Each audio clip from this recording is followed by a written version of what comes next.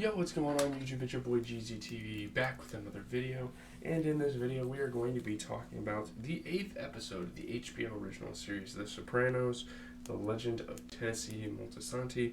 This is a show written by David Chase and Frank Franzulli, directed by Tim Van Patten, and yeah, it's from 1999, so keep that in mind. I mean, it's really good for a show from that time though, so yeah, we're gonna kind of talk about what happens. We're gonna talk about like the reception, what I think of it, what others just who have watched the show think of it. Sorry, I'm clicking a pencil right now because I don't know. Let's get into it. So, getting into kind of the plot. So at his daughter's wedding, Larry Boy tells Tony and his crew that, according to a source in the FBI, federal indictments will soon be handed down against the DeMio crime family. And this is obviously some of the worst fear if you're a crime family, if you're a mobster, is that you're going to get indicted eventually, you're going to get in trouble, you're going to get put under fire on the hot seat, if you will, whatever you want to call it eventually. I mean, that's just part of the criminal lifestyle. It just happens. So one by one, the Capos gather their families, say goodbye to the tearful bride, and leave the ceremony early because they realize they got to prepare, they got to get out, they got to get their illegal stuff going, like their money, their guns. They have to put all that stuff away, hide it, go on a vacation. Some people do different things when they're under fire like this. So yeah, Tony and Carmela swiftly collect cash and guns from different parts of their house while Meadow and AJ watch. They obviously don't realize that their kids are watching this, but now that they're watching this, they are kind of aware of the magnitude of just like the large scale of what their father does and how important it is and how dangerous and risky it can be. So yeah. Tony hides everything without her knowledge in Livia's room at the Green Grove retirement community. I feel like that's not going to end very well. I don't think they're going to like probe her room because they don't have like too crazy of a relationship anymore. But if it comes down to that, that would be pretty bad. So the Soprano residence is searched by an FBI team led by Agent Dwight Harris. So they search and they're like breaking shit and yeah, it's kind of fucked up. Like, they kind of do him a little dirty here. Obviously, Tony Soprano is doing something wrong, and they kind of know about it, too. It's just, if they can't find evidence, it is what it is. So, yeah, they go to great lengths. They break some shit in their house, and, yeah, obviously, Tony gets really pissed at this Grasso guy. If you have a vowel at the end of your name, you're pretty much Italian. Like, that's what a lot of people can assume. You might be Mexican or like Spanish. That's a possibility, but yeah. So, having dinner after the search, Tony explains to his children that Italians and Italian Americans are not given the respect they deserve. They invent all sorts of different things and they don't really get the credit. So, Dr. Melfi, at a dinner with her own family, says a few careless words which allow her ex-husband to deduce that one of her patients is a mobster, and she's like supporting his actions. And yeah, it's interesting to kind of get to know Dr. Melfi's family because this whole time we've thought she's kind of this NPC, but she has a little character to her. She has a family life. She has fun every now and then, I guess. Yeah. So he urges her to drop that patient, deploring the way a few thousand gangsters have tarnished the good name of millions of Italian Americans. Don't drop him just because he's a gangster, but drop him because he's an Italian American, and those mobsters have just ruined their rep. Italian Americans have gotten terrible reputations because of this. So yeah. So anticipating arrest, Tony has told Dr. Melfi he might go on vacation and miss a session without notice.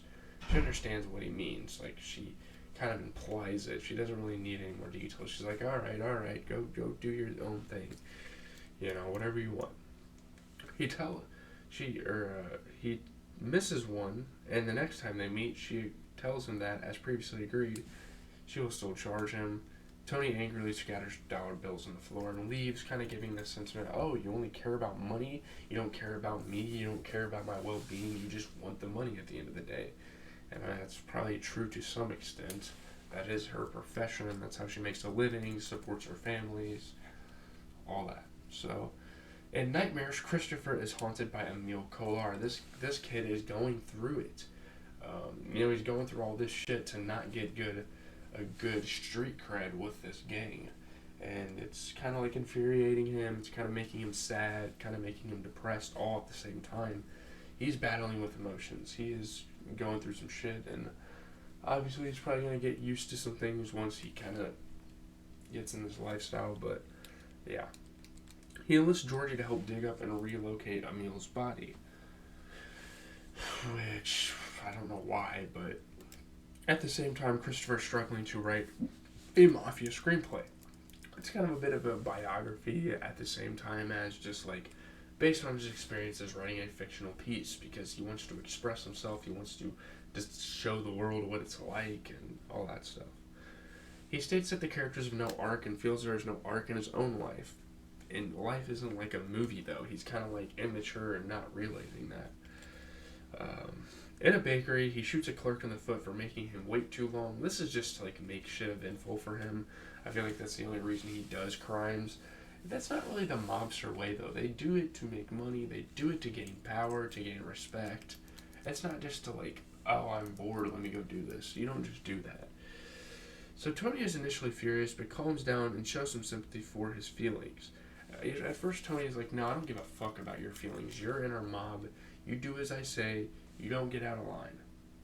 We hired you to not be a dumbass and not go out and publicly shoot someone and have people see what car you're driving and all that. So Christopher is resentful that he is not listed as one of those being investigated by the FBI. When his name finally appears in the newspaper, he is thrilled. He goes to the newspaper stand, buys every copy in the box, and it's a funny moment. It's kind of stupid. It's kind of foolish of him to do, but yeah. So Olivia divulges to Uncle Junior that Tony is seeing a psychiatrist. I don't want there to be any repercussions. Don't let him know that I know about it. He's seeing a psychiatrist, which is obviously like a big... It's not a bad thing in the mafia. It's just like, oh, you're a pussy. You're going to see a psychiatrist. And you get shamed for it. You get bullied for it, pretty much. So yeah. She doesn't want him to, go into a fit or do anything like that. But yeah, Uncle Junior finally finds out. He's probably going to quietly spread it around the mafia, is what I'm assuming. And yeah, that's that for the plot. Let's get into the review. So, briefly discussing this episode, these reviews usually don't take that long, this section of the video. It's pretty good. The story with Melfi's family has a tendency to stop the show dead in its tracks, and that no one watching really cares what Melfi's ex-husband thinks. Christopher's conversations with Paulie and Tony are some of her favorite scenes from this show so far. And the series shows it has a certain affection for these characters, these scumbags. It's like they finally have some emotion. This is where they kind of build characters when they're having these sort of conversations with Christopher and kind of getting him through things. Usually, these are super ruthless people, super cold-blooded people, or at least that's what's shown in Hollywood and all that stuff. But deep down, they actually care about each other. They're brothers. It's a family. They call themselves a family. So yeah, it's really interesting. A really good episode, but yeah, no one really cares about Melfi's side of things unless she's talking to Soprano. I don't know. The scene between Christopher and Paulie was remarkable. As it illustrates the folly of trying to model your life on your favorite movie and TV characters. The dialogue in the scenes with Melfi's family about the popular image of Italian Americans grows a little... What's the word? It grows a little... instructional. I don't know. It's really weird. I don't know how to explain it. I'm out, guys. Leave a like, comment, subscribe. I know I didn't talk about that much. The whole thing with the screenplay and Paulie talking to him about it was probably the best part of this episode. Really good stuff here. Hope this show continues on the trajectory. I probably won't watch it till like this Thursday. But yeah, catch you guys in the next one. I'm going to be recording my NFL videos. I have a lot of shit on this computer I need to clear out, so before I make anything else. So I'm out, guys.